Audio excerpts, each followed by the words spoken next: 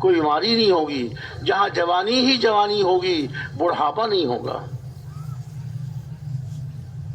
اور جہاں زندگی ہی زندگی ہوگی موت نہیں ہوگی۔ تو میرے بھائیو، دوستو، بزرگوں، دنیا کی اس مختصر سی زندگی کو اپنی خواہشات پر نہیں گزارنا، ناجائز خواہشات کو اپنی زندگی میں نہیں لانا، ناجائز خواہشات کے قریب بھی نہیں جانا، اور اللہ رب العزت کے احکامات اور جناب رسول اکرم صلی اللہ علیہ وسلم کے طریقوں پر اپنی زندگی کو لانا ہے۔ ہر مسلمان کو اپنا بھائی یقین کر کے اس کے ساتھ ہمدردی، خیر خواہی اور دل میں اللہ کے لیے اس کی محبت لے کر اس کو نصیحت کرنا، اس کو ترغیب دینا، اور اس کو اللہ کے راستے میں نکلنے کے لیے تیار کرنا۔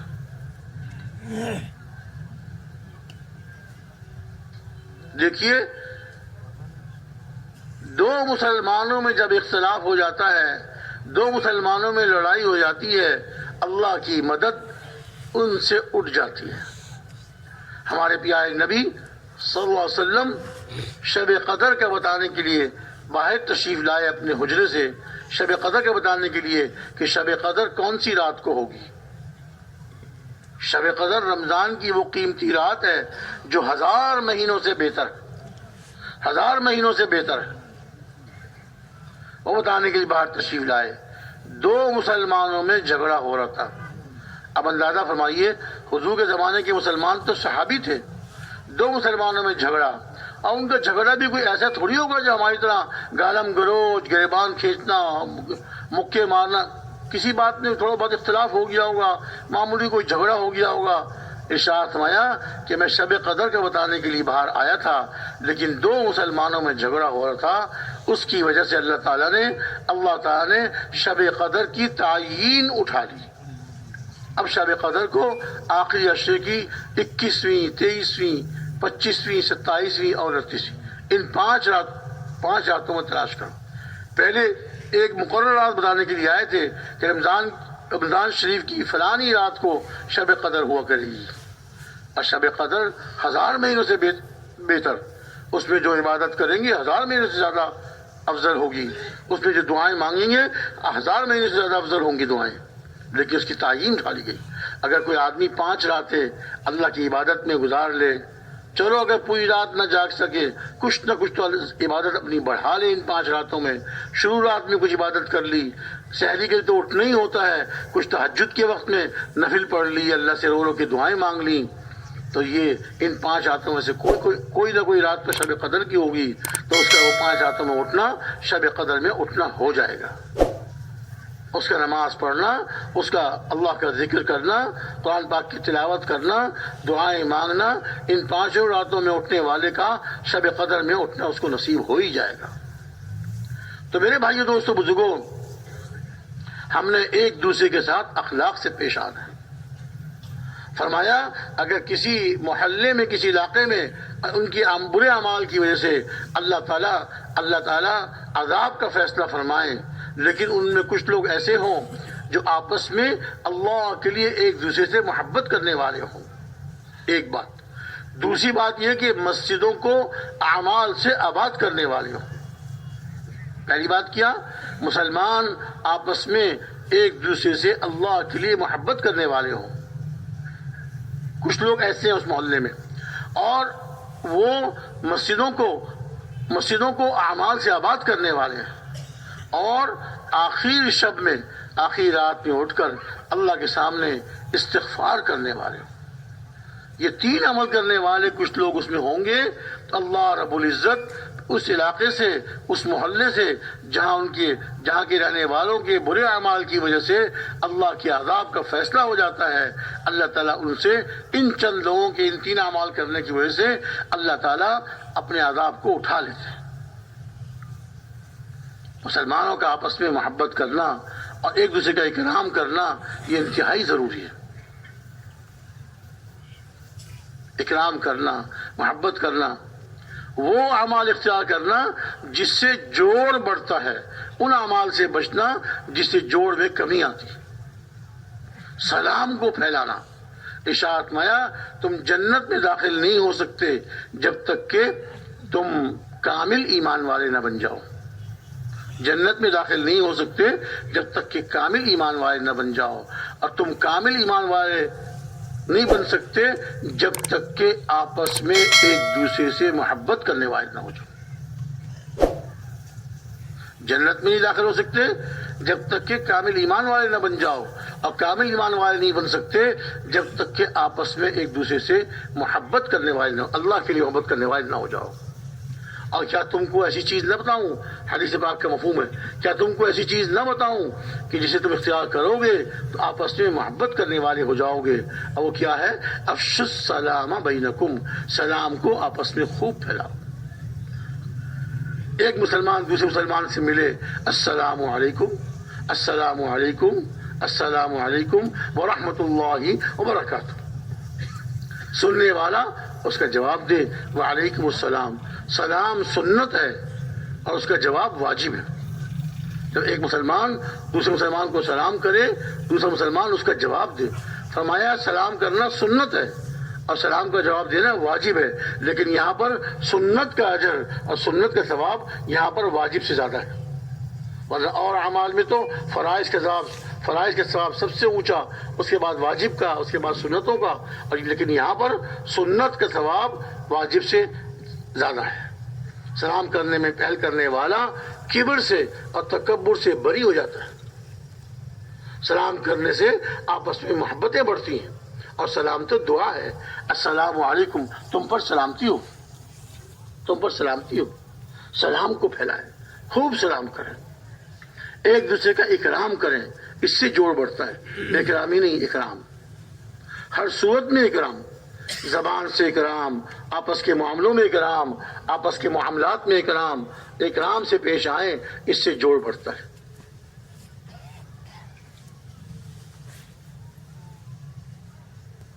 اور میرے بھائیوں، ہر مسلمان کے ساتھ اکرام سے پیش آنا ہے، اللہ کی رضا کے لیے، بے اکرامی سے بچنا ہے۔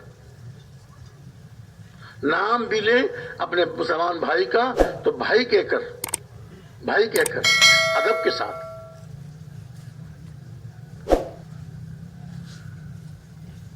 اور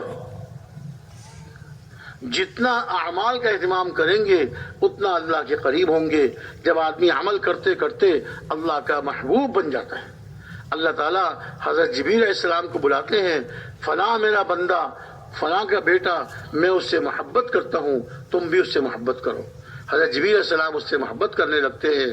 پھر حضرت جبریل علیہ السلام کو حکم ہوتا ہے، 7ویں آسمان کے فرشتوں میں اعلان کر دو کہ اللہ رب العزت اپنے فلاں بندے سے جو فلاں کا بیٹا ہے محبت کرتے ہیں، تم بھی اس سے محبت کرو۔ 7ویں آسمان کے سارے فرشتے اس سے محبت کریں۔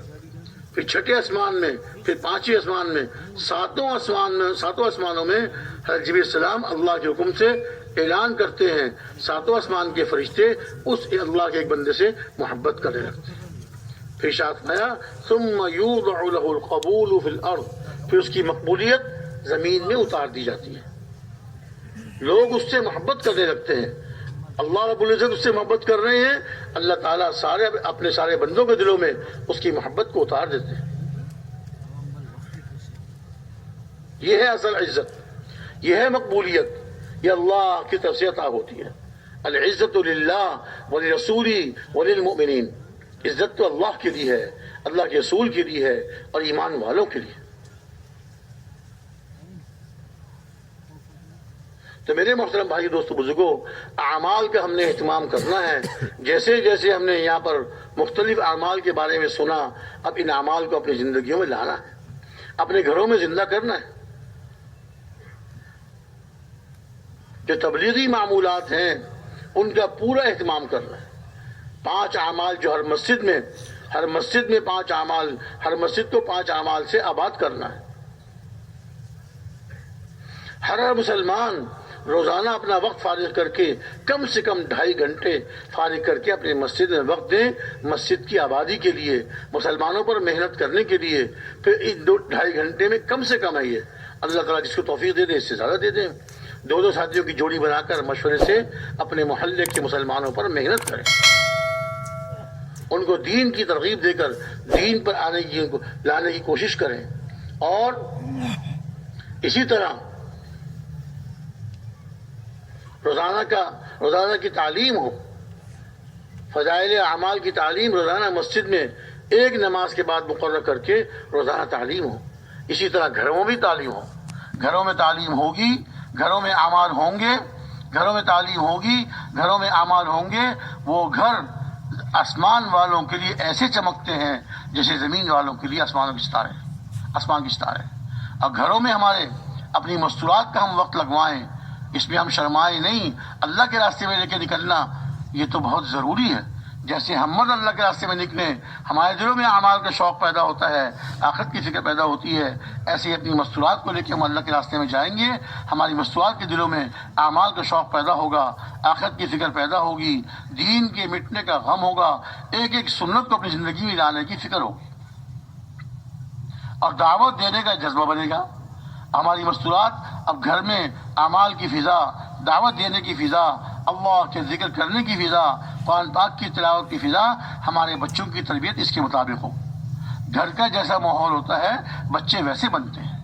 حدیث میں آتا ہے کل مولود یولد علی الفطرہ فابواہ یہودانہ او ینصرانہ او یمجسانہ۔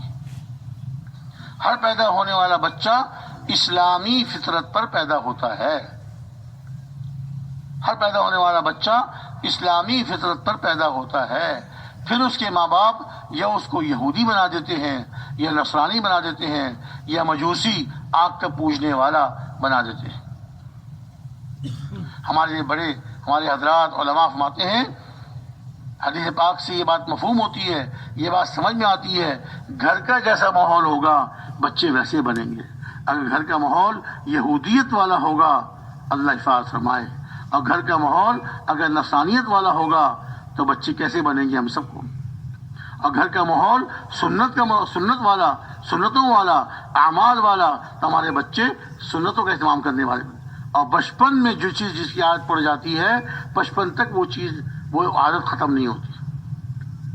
بچپن میں جو عادت پڑ جاتی ہے وہ بچپن تک، بڑی عمر ہونے تک وہ عادت ختم نہیں ہوتی۔ اپنے گھروں میں اعمال کا اہتمام، تو روزانہ مسجد میں 2.5 گھنٹے دینا کم سے کم، اور روزانہ مسجد میں تعلیم کرنا، روزانہ مشورہ کرنا، مشورے میں سارے ساتھی بیٹھیں اور اپنے علاقے کی، اپنے محلے کی، اور ساری دنیا کی فکر کرنا، ساری دنیا کے تقاضوں کو سوچنا ہے، اور ساری دنیا کے تقاضوں کو پورا کرنے کی فکر کرنی ہے۔ چوتھا عمل کیا ہے کہ 2 گشت، ایک مقامی اپنے محلے کا گشت، ایک بیرونی آس پاس کے محلوں میں گشت۔ 2 گشتوں کا اہتمام۔ گشت اس کام کی ریڑھ کی ہڈی کی طرح ہے، جیسے ریڑھ کی ہڈی انسان کے اندر ایک مرکزی عضو ہوتا ہے، ریڑھ کی ہڈی میں کچھ کمی آ جائے سارا جسم اس کا جو ہے کمزور ہو جاتا ہے، نقصان میں آ جاتا ہے۔ 2 گشتوں کا اہتمام کرنا۔ 5واں عمل جو ہے ہر مہینے کا 6 روزہ، ہفتہ مقرر کر کے، مہینے کے پہلے ہفتے پہلے جمعے میں جاؤں گا، 2-3 پرانے ساتھی وہ طے کر لیں، مہینے کے پہلے جمعے کو ہم 3 ساتھی جائیں گے، دوسرے 2-3 ساتھی دوسرا جمعہ طے کر لیں، دوسرے 2-3 ساتھی تیسرا جمعہ، دوسرے 2-3 ساتھی چوتھا جمعہ، یہ 2-3 ساتھی ہر جمعے کا اپنا طے کر لیں، اور 27 دن پورا مہینہ محنت کر کے اپنی جماعت تیار کریں، اور ہر مہینے اپنی جماعت لے کر سیر و کے لیے نکلیں۔ 1 دن کا اللہ کیا 10 گنا اجر ملتا ہے، جب 3 دن کے لیے جائیں گے تو پورے مہینے کا اللہ اجر عطا فرمائیں گے۔